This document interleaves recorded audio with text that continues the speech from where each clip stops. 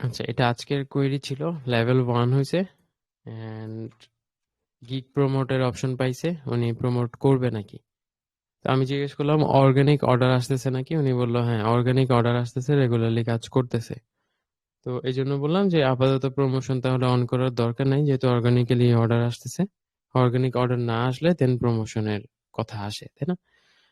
তো একটা ইস্যু হয় প্রমোট করলে আর অর্গানিক র্যাঙ্ক পাইতে আবার লেট হয়, 2-3 সপ্তাহ লাগে আবার আস্তে আস্তে গিকগুলো অর্গানিক্যালি আগের পজিশনে যাইতে।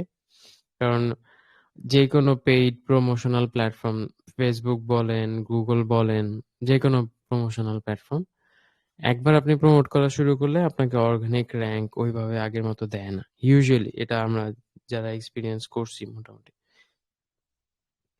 তো হ্যাঁ, তো যেহেতু অর্গানিক র্যাঙ্ক হারায় যায় প্রমোট করলে, অনেকেরই হয়েছে এই পর্যন্ত। গ্রুপগুলোতে গেলে দেখবেন যে হাহাকার চলতেছে, প্রমোট অন করছিলাম, এলিজিবল দেখাচ্ছে না এখন, আমার গিগের অর্গানিক র্যাঙ্কও নাই। যেহেতু এই ইস্যুটা হচ্ছে, এই জন্য কাউকে সাজেস্ট করি না, যদি অর্গানিক র্যাঙ্ক থাকে তাহলে প্রমোট করার দরকার নাই।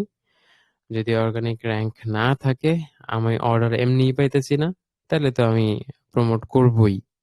তখন আমি কিছু টাকা খরচ করে প্রমোট করলাম, কারণ প্রমোটে ক্লিক হইলে আমাকে চার্জ করবে, ক্লিক না হইলে আমাকে চার্জ করবে না, তাই না? তো তখন আমি প্রমোট করতেই পারি।